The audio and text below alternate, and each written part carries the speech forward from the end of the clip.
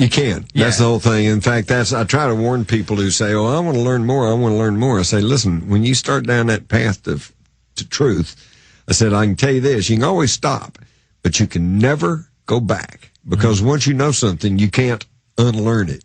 Okay. And let me tell you something about 9/11 and the Kennedy assassination. See, the Kennedy assassination was kind of that thing for me because it happened in my backyard. Yeah. And it happened, and there were people there that I knew, and in Dealey Plaza. And then in my course as a newsman, I talked to people involved, the cops and the city officials and blah, blah, blah. I was good friends with Jim Wright, and who was in the motorcade. And I worked with newsmen who actually worked on the case. I met Jack Ruby prior to the assassination. I knew who was running Dallas, and I knew what the politics were, and yet I wasn't directly involved in it because I was just a young college guy. But let me tell you something. Right after, about 15 years after the Kennedy assassination, it was just considered impolite to even discuss it in company, in good company, okay? And we're going through that same period right now with 9/11. Yeah. Most people, I don't want to talk about that, and let's don't discuss that.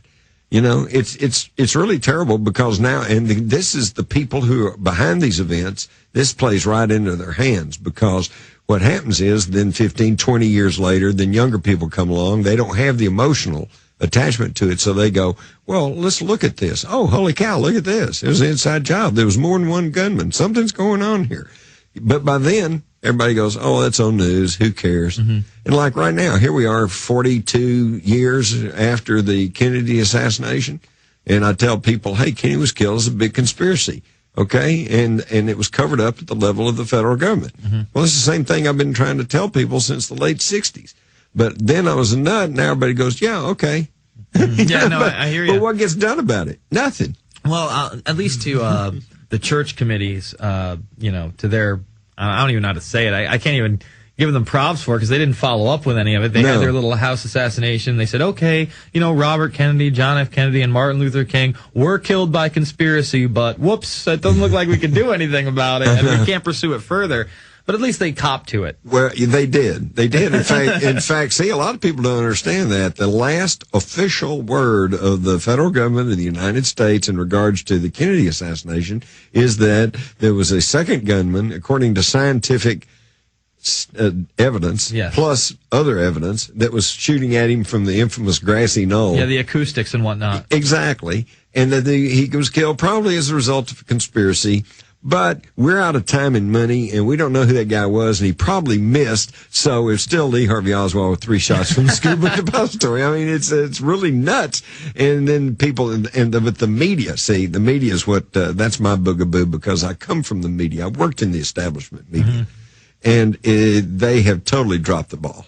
And it's not entirely their fault, okay? They have been bought up. Everything we see and hear now comes filtered through one of about 6 multinational corporations that are many of their ownerships not even Americans, and they control everything we see and hear. And I'm not just talking about news. I'm talking about movies, magazines, everything. Billboards. The movies are cable, like satellite. Out of control at this point. I mean, Batman, where we got this whole police state grid he basically at the end, I don't know if you saw the latest Batman, but he takes the cell phones and he triangulates them to get a full spectrum picture of the entire city and everybody else. And they even give the warning line. You know what I mean? Like Alfred's or the Morgan Freeman character's like, oh, nobody should have this much power except for the Dark Knight.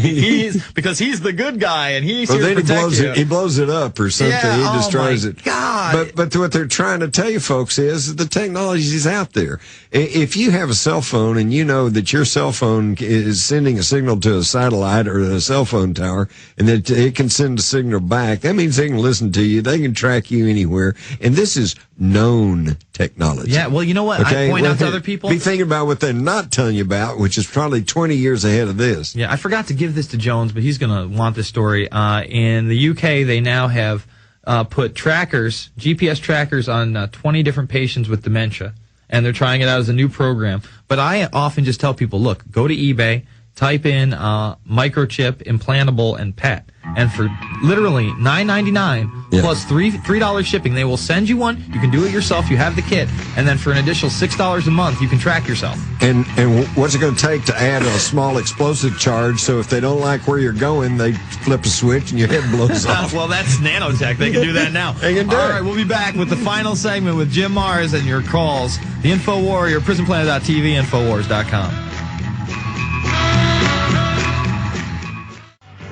Folks, final segment with Jim Mars. We got like 5 callers on the line. We'll see if we can get through all 5 in this very short segment. All right, let's go to Jason in Pennsylvania. Jason, what's on your mind? Jason, are you there? Yes, sir. This is James. Okay, James. Yeah, Jim, I have a question for you. Since our founding fathers were Freemasons and such, and high-level Masons do these occult rituals and things, were our founding fathers into that type of thing?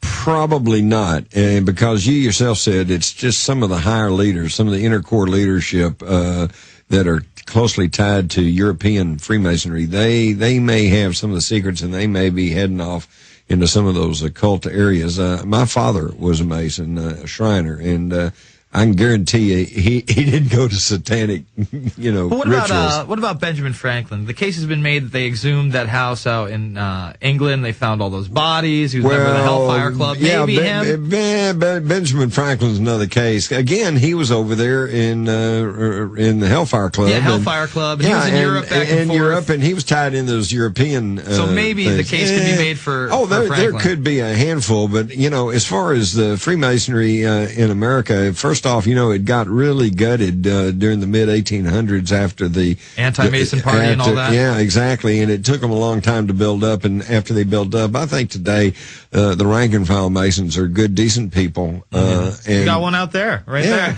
There you go. All right, hey Jason, I got to jump because I got other callers. I thank you for the call. Let's go to Bob in Colorado. Bob, what's on your mind? Bob, we got you. Truman in California. Truman, are you there? I'm here. Can you hear me? Yes, sir. Fantastic. Thanks for taking my call. You got it. Big fan of the new show. Really appreciate everything. Thank you. Just 2 quick points.